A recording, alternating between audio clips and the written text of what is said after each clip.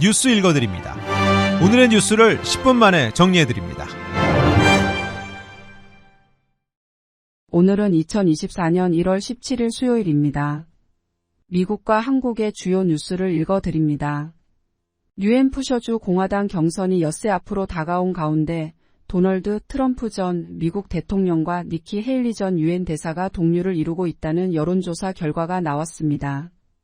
아메리칸 리서치 그룹인 뉴햄프셔주 공화당 경선에 참여할 의사가 있는 유권자들을 조사한 결과 트럼프 전 대통령과 헤일리 전 대사의 지지율이 모두 40%로 동일했습니다.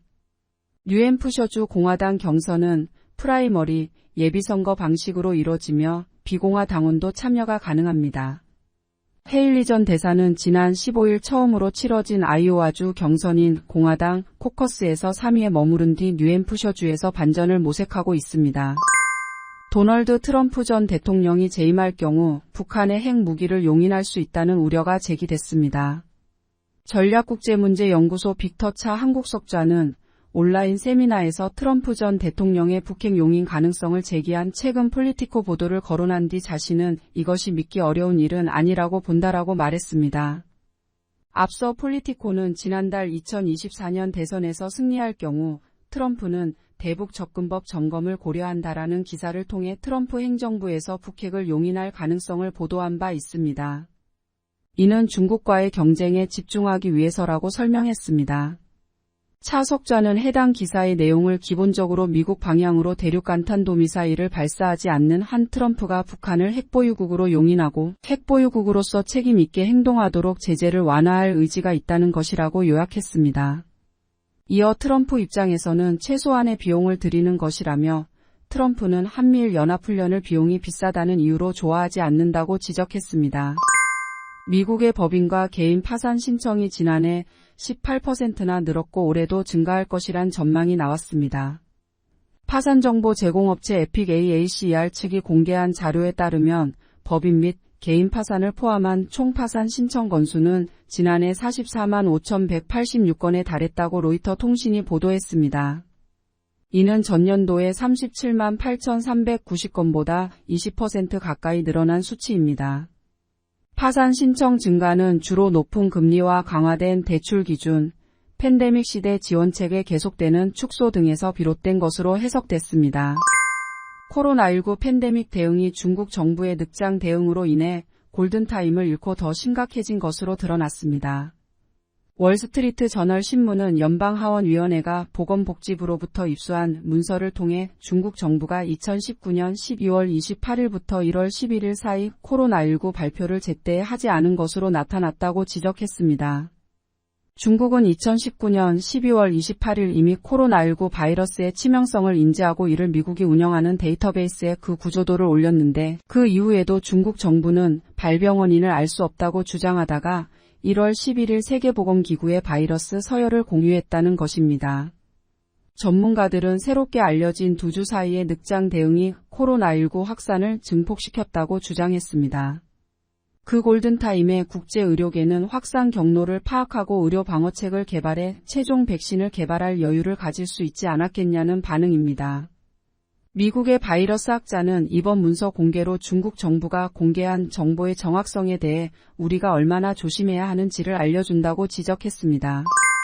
100%의 과일 주스가 청소년은 물론 성인의 체중을 증가시킬 수 있다는 연구 결과가 나왔습니다.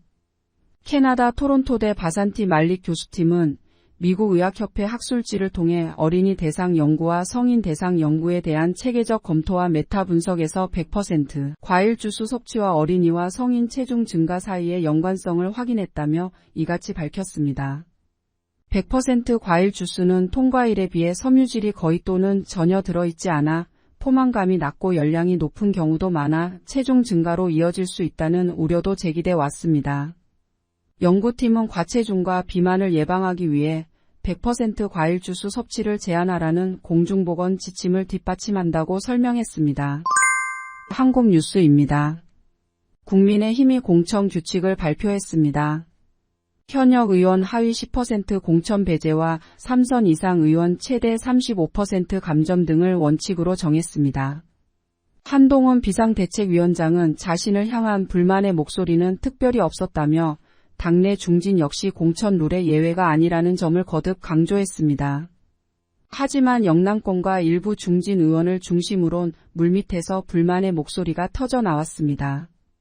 동일 지역 삼성 감점에 현역 의원 평가 하위 페널티가 더해지면 사실상 컷오프나 다름없다며 불쾌한 기색을 숨기지 않았습니다. 실제 경선 과정에서 감점을 적용하면 공천장을 아예 받지 못하는 하위 10%보다 더 많은 현역 탈락자가 나올 전망입니다. 민주당 이재명 대표가 흉기 피습을 당한 지 보름 만에 당무에 복귀했습니다. 자신을 향한 검찰 수사와 테러를 언급하며 법으로도 죽여보고 펜으로도 죽여보고 그래도 안 되니 칼로 죽이려고 하지만 결코 죽지 않는다고 말했습니다. 관심을 모았던 인천 계양을 출마 여부나 비례대표제에 대한 의견은 밝히지 않았고 원칙과 상식 의원과 이낙연 전 대표 등의 탈당에 대해선 안타깝다고만 말했습니다.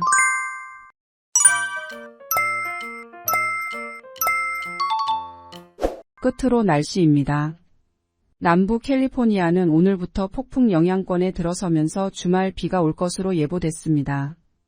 LA와 오렌지 카운티는 낮 최고 기온은 63도, 밤 최저 기온은 53도 보이겠습니다. 벨리와 일랜드 엠파이어 지역 낮 최고 기온은 63도, 밤 최저 기온은 45도 전망됩니다.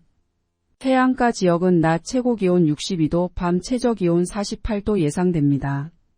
산간 지역 낮 최고 기온은 52도, 밤 최저 기온은 28도, 사막 지역은 낮 최고 기온은 63도, 밤 최저 기온은 45도 전망됩니다. 오늘의 뉴스 읽어드렸습니다. 고맙습니다.